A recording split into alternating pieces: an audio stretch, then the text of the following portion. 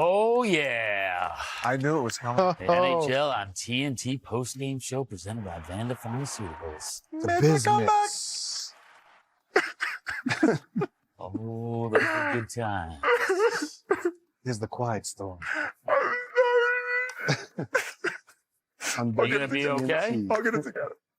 I'll get it together. Oh, and with that, we bring in Juicy. Mitch Marner. Postseason masterpiece. It's tough to see him. I got an emotional Paul Bissonnette right here. Mitch. Ready to ask you some questions. I can hear everything going on with you guys. Yeah. And I can see Sorry it too. about that.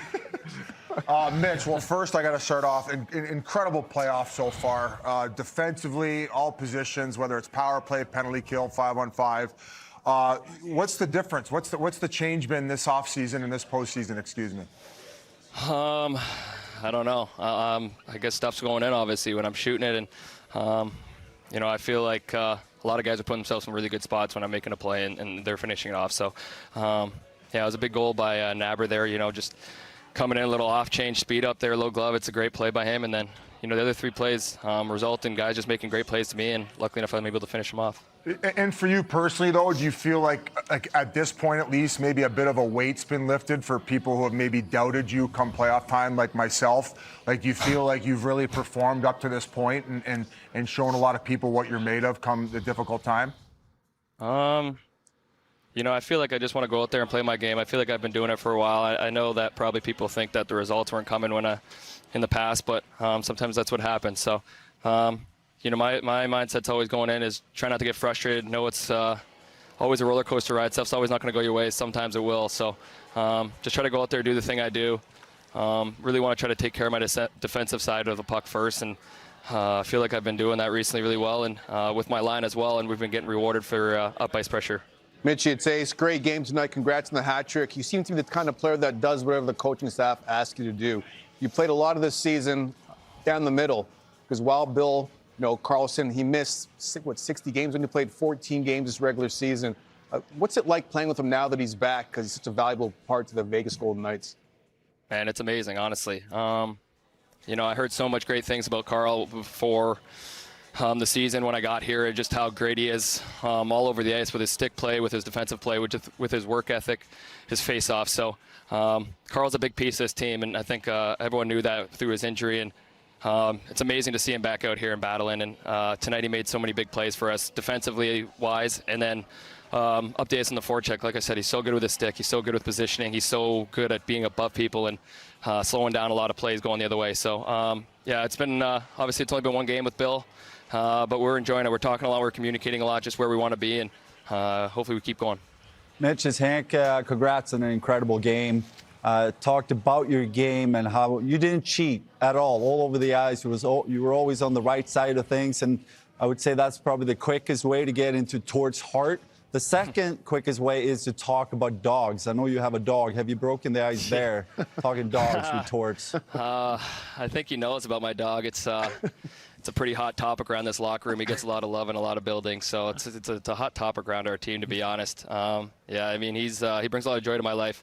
He makes a lot of days brighter that, sometimes the games aren't going to go your way and stuff's not going to fall your way, but it's always nice to go home to your son and your dog that don't really know what's going on the ice or, at the arena. They just know that, I'm there to give them food or play with them, so...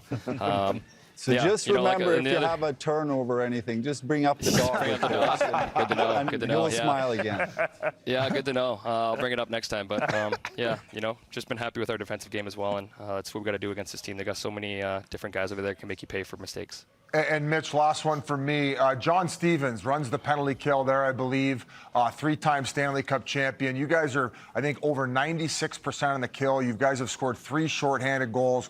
What's it like learning from him and just the way that he's been able to get this penalty kill clicking on all cylinders this postseason, which I think has been a pretty big catalyst to this group? It definitely is. Special teams is a big thing at playoffs. I think everyone knows that, watching-wise and playing-wise. So, our penalty kill has been amazing. Just guys buying in, blocking shots, making big plays when we need them. Hartsy's made some amazing saves when we need them as well. So, we just try to, I don't want to give, I guess, too much away here, but, we don't want to give as many power plays as we've been giving up to that team. We know that they got a deadly offensive unit out there that can make you pay. So, I thought we did a better job tonight of staying out of the box. But yeah, when we get that kill, we got confidence out there. We want to make sure that we're being aggressive, we're making our plays.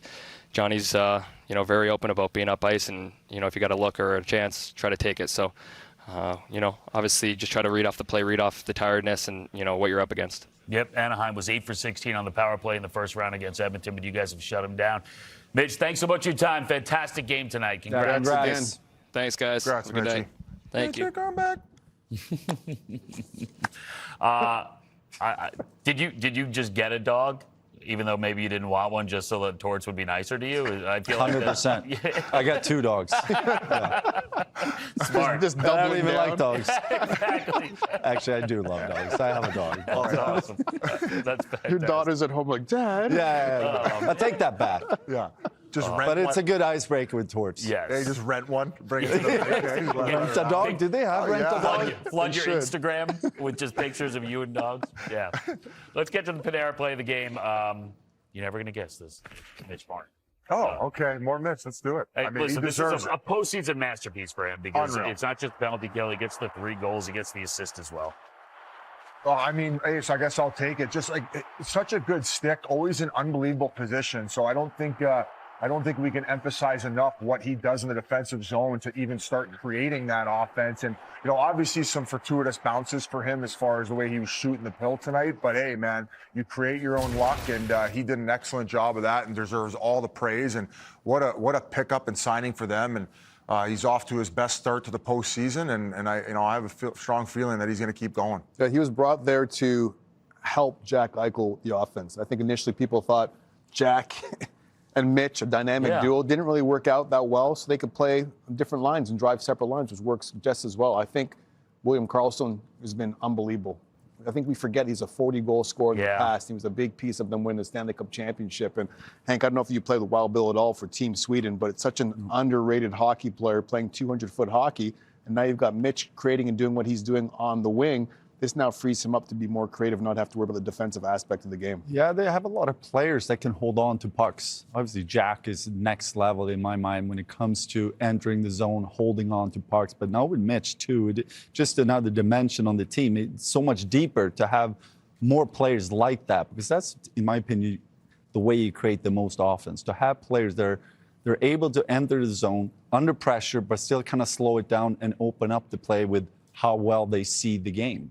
And, he's playing, again, we said it so many times, but he's playing the game the right way. And you need to do that in the playoffs. You need to start with being on the right side of things, and then the skill takes over. And you see this throughout the lineup. You watch this first game or first period tonight, I was not that impressed. They were still up 3-0. And then I felt like things fell apart a little bit for Anaheim. But it kind of shows also about Vegas. They don't panic. They play their game. They're heavy in the middle. It was hard for Anaheim to get right in front of the net. They had a lot of chances from the outside, angles.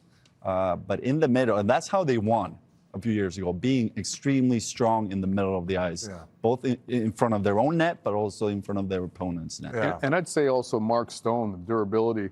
When Stoner's in the lineup, they're great. One of the best sticks in the National Hockey League. But when he's not, you've seen their offense sort of crater and go off the deep end.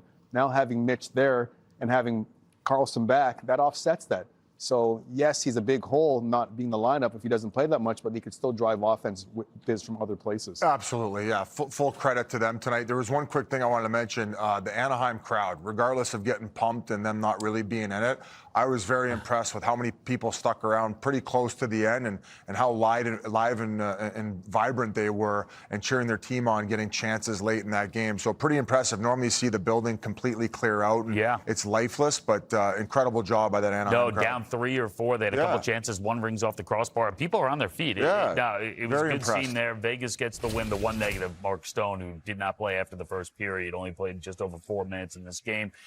All right, so here's the brackets.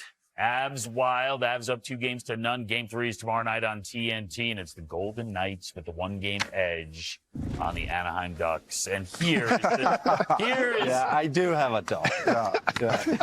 here's the dog that Hank rented to get on Tort's good side. That's Maya. Shout out to Maya. Is that really a dog, Hank? Oh, yeah. Okay, The shout-outs continue. Shout-out. We hit our max. Yeah. I thought that was AI. That's going to cost Maya. you. Shout See you out tomorrow, dogs. Maya. Like the dogs at home. Did you hear it? I got the shout out from him. No, I thought that dog was AI.